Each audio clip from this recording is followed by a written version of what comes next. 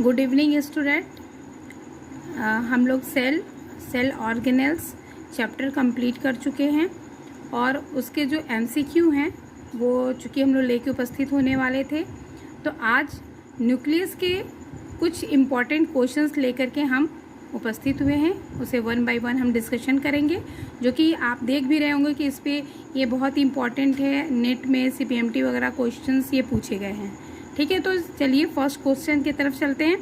हमारा first question है, which of the following would not be considered part of cell's cytoplasm. ठीक है, तो साइटोप्लाज्म में किसे कंसीडर नहीं किया गया, किस पार्ट को कंसीडर नहीं किया गया है, वो है हमारा ऑप्शन बी, अब यहाँ पे न्यूक्लियस। ठीक है, दूसरा क्वेश्चन है, which of the following is called the brain of cell.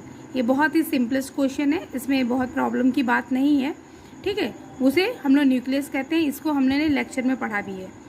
Next question है हमारा, the cell nucleus was discovered by. ये भी जनरल है कि क्योंकि जब किसी भी ऑर्गेनेल्स के बारे में पढ़ते हैं तो फर्स्ट एंड फॉल डिस्कवर के बारे में हम लोग सबसे पहले स्टडी करते हैं। ठीक है, वो है हमारा रॉबर्ट ब्राउन। ठीक, नेक्स्ट हमारा क्वेश्चन है, which one is the not a part of nucleus. इसमें से कौन सा न्यूक्लियस का पार्ट नहीं है। चूँकि आप भी अगर इस लेक्चर याद होगा तो आप खुद भी बहुत इजीली बता पाएंगे, जिसमें क्रोमेटिन है, क्रायोसोम है, न्यूक्लियोप्लाज्म है और सेंट्रोसोम है। ये सारी की सारी चीज़ें न्यूक्लियस में पाई जाती है। सेंट्रोसोम, क्योंकि सेल डिवीजन जब आप लोग पढ़ रहे थे तो मैंने आप लोग को बताया था कि सेंट्रोसोम से स्पिंडल फाइबर का फॉर्मेशन होता है और उससे क्रोमोसोम जाके जुड़ते हैं, तो that is the not the part of the nucleus. ठीक, नेक्स्ट क्वेश्चन हमारा है, the common features amongst nucleus, chloroplast and mitochondria. आप क्लोरोप्लास्ट भी पढ़े हैं, न्यूक्लियस भी पढ़ चुके हैं, माइटोकॉन्ड्रिया भी पढ़े, तो ऐसा कौन सा इसमें फीचर है, mitochondria, lamellae, cristae and all of this, इसमें से कौन सा ऐसा जो ऑप्शंस में है जो कि उसमें आपको पाया जाता है, तीनों में पाया जाता है, वो आपका DNA है। ठीक है, next question, DNA is mainly found in, मतलब DNA कहाँ मेनली स्पेशली की बात कर रहा है। ठीक है, स्पेशली कहाँ फाउंड होता है, वो है आपका ऑप्शन नंबर 1 न्यूक्लियस। ठीक, तो DNA is mainly found in nucleus. ठीक है, वैसे तो आप देखोगे तो सब जगह है, लेकिन ये साइटोप्लाज्म में है तो एक कंफ्यूजन आ रहा होगा कि प्रोकैरियोट के साइटोप्लाज्म में DNA होता है। तो यहाँ पे चूंकि प्रोकैरियोट की बात नहीं कर रहा है, ओनली यूकैरियोट की बात कर रहा है, तो हम न्यूक्लियस को टिक करेंगे। ठीक, यानी कि ऑप्शन ए। नेक्स्ट क्वेश्चन है हमारा, कंट्रोलिंग सेंटर फॉर सेल। यही वाला क्वेश्चन जो मैंने ब्रेन की बात की थी, यहाँ कंट्रोलिंग की बात कर रहा, तो डेट इज न्यूक्लियस, यानी कि ऑप्शन बी। ठीक है, नेक्स्ट क्वेश्चन हमारा है, in a cell DNA is found in. ठीक है, सेल के अंदर DNA कहाँ कहाँ मिलता है। ठीक है, पहला ऑप्शन है न्यूक्लियस, माइटोकॉन्ड्रिया एंड प्लास्टिड। दूसरा है न्यूक्लियस, माइटोकॉन्ड्रिया एंड गोल्गी।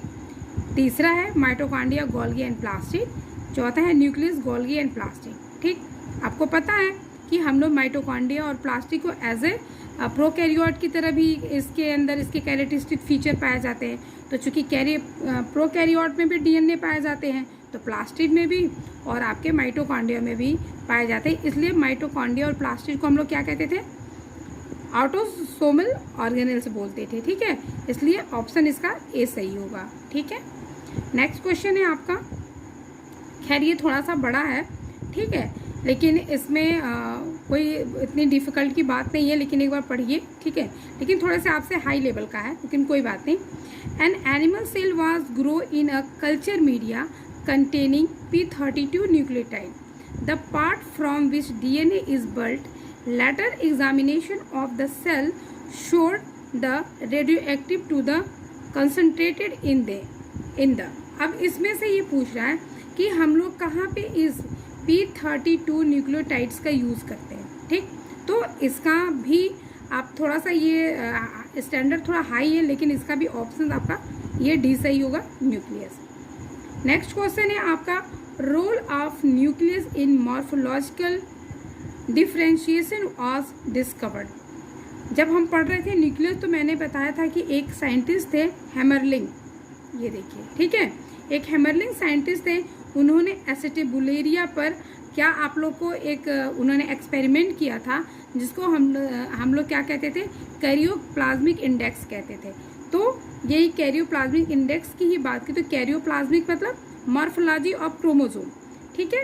तो यहाँ पे ये आपका ऑप्शन नंबर 3 सही होता है, एसिटिबुलेरिया इन हेमरलिन। तो ये हमारे न्यूक्लियस के मोस्ट इंपॉर्टेंट क्वेश्चंस रहे। और भी बहुत सारे क्वेश्चंस हैं, उसे लेके हम 1 बाय 1 आपके सामने उपस्थित होंगे, ठीक है। तो आप इन क्वेश्चंस को सॉल्व करिए, ठीक है। और आप लोग मेरे इस चैनल को सब्सक्राइब करिए, लाइक करिए और दूसरे को शेयर भी करिए, क्योंकि स्टडी करने का सबका अधिकार है, सबको करना चाहिए और जहाँ तक हमारी हो सके सबकी हेल्प भी करना चाहिए। तो इसी के साथ थैंक यू।